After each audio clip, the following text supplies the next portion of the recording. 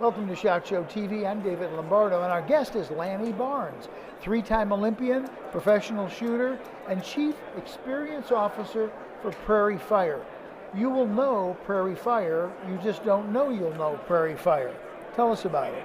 So a lot of people don't know about Prairie Fire yet, but a lot of people know the facility that it's actually on.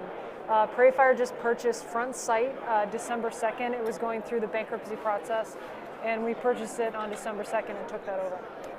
If you've never been there, it's a fabulous facility. It really is. It's absolutely beautiful. I mean, I've been to ranges all over the world, and when I went there a few months ago, I was absolutely blown away by the size and the beauty of the facility.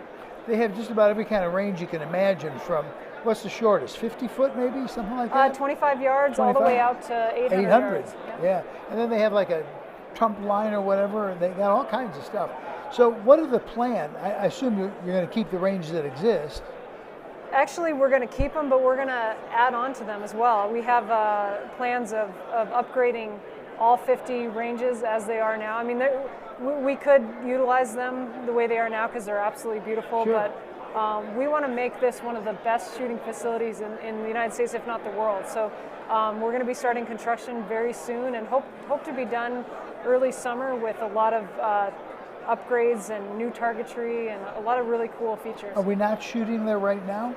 We're testing out a couple of classes right now. We're in the process of training a lot of the instructors with a lot of new techniques and things like that in the industry, and it's going really well. I mean, we have some of the best instructors there in the world.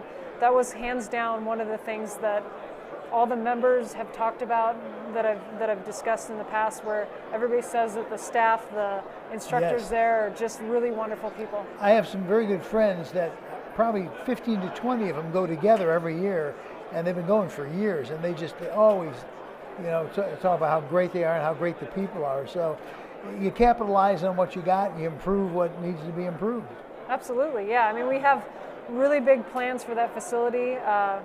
Some of the future additions that we're going to be bringing in is a 500 space RV park, wow. 3 clubhouses, skeet traps, sporting clays, a lot of different things. I mean, they have a ropes course right now in the facility, but we're going to expand upon that, ATVing, hopefully bring in a helicopter and do some helo shooting. So a lot of different options at the facility. That's amazing. So what sorts of courses are you going to teach? We're going to teach anything. What kind of our biggest goal for this facility is to make it the home for anything shooting. So if you enjoy any kind of firearm, we want you to be welcome at our facility. There's no place in the United States now where we can actually call it the home of shooting. There's a few places around the country where if you're an avid shotgun shooter, that's kind of the place to go. Sure, that's what they do. Yeah. But if you walk in with a pistol on your hip, they're gonna kind of look at you funny, like, yeah. you may be in the wrong place. So we want everybody to be welcome there, no matter what shooting discipline that they want to enjoy, and kind of make it where golf has Augusta, NASCAR has their home and their facility. Daytona, I think. Daytona, well, yeah. But shooting and the shooting sports don't really have a home where everybody can come together. That's true. They don't. Yeah. And so that's kind of what it's a lofty goal, but that's kind of what we're trying to create.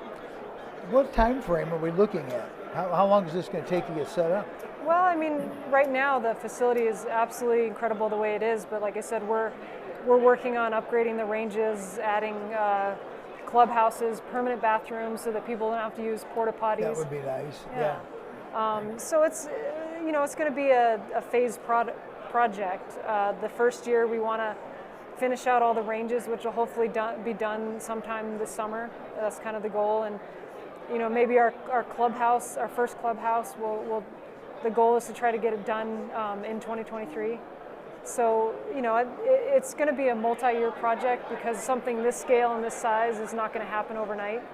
But we hope to bring in a lot of different kinds of shooting and activities, and then grow it as we go. Do you have a target date to open, like a grand opening or anything? Yeah, so we're kind of working on the grand opening now. It looks like we were originally talking about April, May, but more realistically, it's probably going to be September. Okay. Something like this, we really want to make sure that we have something great to offer and great to show. All the Sure. past members and all the people that are coming out and wanting to be a part of this big dream that we have. Now this, it's not going to be another membership thing, or is it?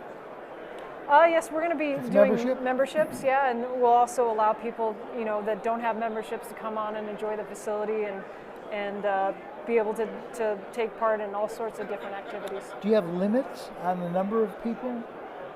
Is there any concept there?